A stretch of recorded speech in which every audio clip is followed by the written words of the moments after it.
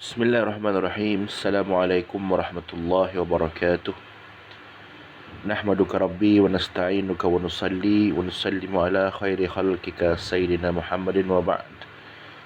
Pelajar-pelajar yang dirahmati Allah, alhamdulillah kita ni sudah berada 9 hari bulan Ramadan.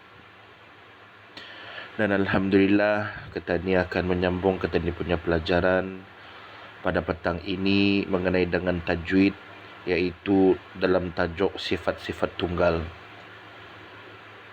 Dah silap cikgu, sifat-sifat tunggal ini sudah kita ni mempelajari, akan tetapi belum lagi terlampau terperinci benar. Jadi oleh itu pada petang ini insya-Allah kita akan mempelajari sifat-sifat tunggal ini dengan lebih terperinci. Sifat-sifat tunggal ada 7 perkara. Pertama, safirun. 2, qalqalah. 3, lin. 4, inhiraf. 5, takrir. 6, tafashi. Dan 7, istitalah. Kita ni lihat pada sifat tunggal yang pertama, safir. Desiran, suara yang kuat ketika membunyikan huruf yang menyerupai suara unggas. Suara unggasan ni apa? Suara unggasan ni semacam penyangat. Ia macam penyangat ataupun lalat dan sebagainya. Macam mana bunyi diorang? Zzz, zzz, zzz. Macam tu kan? Atau desiran. Desiran yang kuat menyerupai suara unggas. Huruf-hurufnya ada 3, iaitu sad, zai dan sin. Kalau sad macam mana bunyi desirannya? Sad. Zai macam mana? Zai. Dan sin macam mana? Sin. Ia terhimpun dalam rangkai kata sa, za, sa. Sa, za, sa. Macam mana cara bacaannya? Menyebut huruf dengan lebih kuat desiran nafasnya sehingga melebihi hamsun. Kalau hamsun apa? Kita ni punya pelajaran saya tu, ia terlepaskan bunyinya juga. Ini pun sama juga terlepas, tapi ia lebih kuat desirannya. Ia punya bunyi buzzing soundnya tu lebih kuat. Contohnya as-salatu, al-muzammil, bismillah. Semua sekali ada bunyi buzzing. Sad, zai dan sin. Seterusnya, dan lihat kepada qalqalah. Dah silap cikgu sudah apa kita ni belajar ni kan? Di sekolah lagi kita ni sudah belajar ni. Dah silap cikgu lah. Pindah pak. Dan teruskan saja. Bunyi lentunan yang kuat daripada makhrajnya selepas menekannya disebabkan bacaan huruf bertanda sukun. Jadi kalau qalqalah ni, bila ia disebut ia qalqalah, ia adalah bunyi lentunan ataupun macam bunyinya tu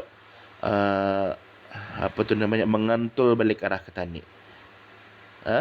Apabila ia bertanda sukun. Apa huruf-hurufnya? Huruf qalqalah ada 5. Semua sudah tahu ni. Qaf, ta, ba, jim dan dal. Dan bila qaf, ta, ba, jim dan dal ni bertanda sukun ataupun bertanda mati, maka hukumnya adalah qalqalah, dan cara menyebutnya ialah seperti berikut.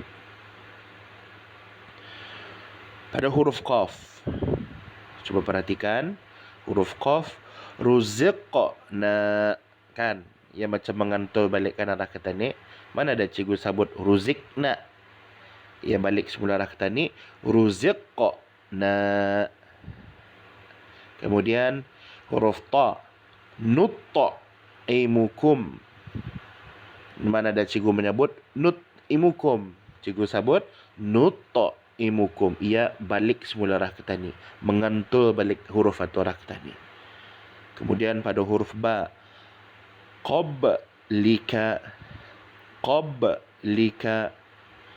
Huruf jim, tajri, tajri.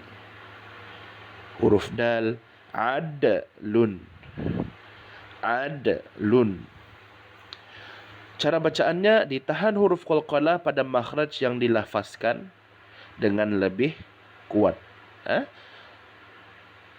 Bil haqq, muhit, qarib, bahij, bil ibad. Qalqalah ada terbahagi kepada dua. Okey, satu qalqalah sughra dan satu qalqalah kubra. Kalau qalqalah sughra, ia berada di tengah kalimah. Contohnya ruziqna, ia berada di tengah kalimah. Huruf qaf, ta, ba, jim, dal atau berada di tengah kalimah. Manakala qalqalah sughra, ia berada di akhir kalimah. Qaf, ta, ba, jim dan dal berada di akhir kalimah. Okey? Seterusnya, sifat lin, terkeluar bunyi huruf ataupun suara dengan mudah dan lembut. Terkeluar bunyi huruf dengan mudah dan lembut. Sifat lin ini, ia punya cara bacaannya ataupun bunyi hurufnya itu, ia bunyinya sangat lembut. Contohnya, huruf lin ada dua. Belum contoh. Huruf lin ada dua. Pertama, waw dan ya. Cara bacaannya dibaca dengan lembut. Contohnya, ini lihat contoh. Minal khawf, minal khawf, wala naum, wala naum. Minal bait, minal bait, alaihim, alaihim. Semua sekali ia lembut. Minal khawf. Mana ada tadi membaca minal khawf? Mana ada cuma tu kan? Tadi membaca dengan lembut. Minal khawf. Senang kita ni membaca, lidah kita ni pun senang. Wala naum, minal bait, alaihim. Semua sekali dengan lembut. Hurufnya ada dua, waw dan ya. Hurufnya ada dua, waw dan ya.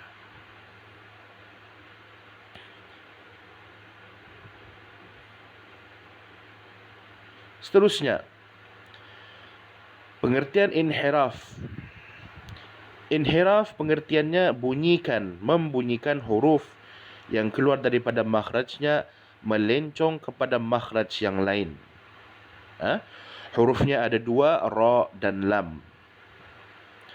Huruf ra menjerumus belakang hujung lidah dan melencong pada makhraj huruf lam.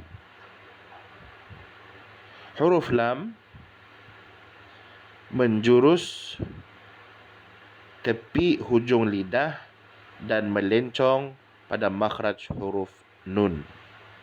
Okey, kita ni perhatikan. Contohnya, tadi lihat contohnya. Mungkin ini kata ni berapa faham cara bacaannya. Tadi lihat saja hurufnya. Ar-Rahman, Ar-Rahman. Tadi lihat posisi lidah kita ni di mana. Ar-Rahman. Cuba semua sebut. Ar-Rahman. Jadi, ia menjurus kita ni punya lidah atau hujung lidah kita ni atau ia menjurus kepada huruf lam. Macam mana kita ni menyebut huruf lam? Lam. Lam. Di mana kita ni punya lidah tu masa huruf lam tu? Lam. Lam. Okey? Lepas tu kita ni cuba baca Ar-Rahman. Di mana lidah kita ni? Sama kan? Ia melencong, ia tentu ia melencong pada makhraj huruf lam. Sama. Ia punya kita ni punya ujung lidah tu sama posisinya bila kita ni menyebut huruf lam. Padahal yang kita ni baca huruf ra tu. Faham. Kemudian huruf lam menjurus tepi hujung lidah dan melencong kepada makhraj huruf nun. Sama juga. Macam mana kita ni baca huruf nun? Nun. Di mana kita ni punya huruf, kita ni ujung lidah kita ni di mana? Kalau kita ni menyebut huruf nun, nun.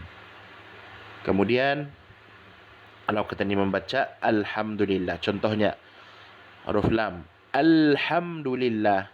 Alhamdulillah. Huruf lam kan tahu kita ni sebut. Tapi cuba kita ni baca huruf nun. Lam. Alham. Nun. Alham. Nun. Alham. Sama keindah posisi lidahnya? Sama. Atau huruf inhiraf. Baik. Mungkin itu saja untuk pada kali ini. InsyaAllah kita ni akan sambung lagi pada minggu yang akan, pada perjumpaan kita yang akan datang, pada sifat huruf takrir, dan habiskan sampai habis. InsyaAllah. Baik. Okey, dan itu saja untuk kalian ni. Saya ucapkan semua sekali selamat berpuasa. Jaga kesihatan, jaga kebersihan semua sekali. InsyaAllah kita ni sama-sama berdoa, mudah-mudahan kita ni diberikan kesihatan oleh Allah Subhanahu Wa Taala, dan semoga semua sekalian ni selesai dengan baik. Selesai kita ni punya penyakit yang ada di dunia ni, kita ni dapat kembali semula ke sekolah, belajar dengan lebih sempurna insya-Allah. Okey? Baik, terima kasih untuk perhatiannya, dan jumpa lagi di pertemuan yang akan datang. Wabillahi taufiq wal hidayah. Assalamualaikum warahmatullahi wabarakatuh.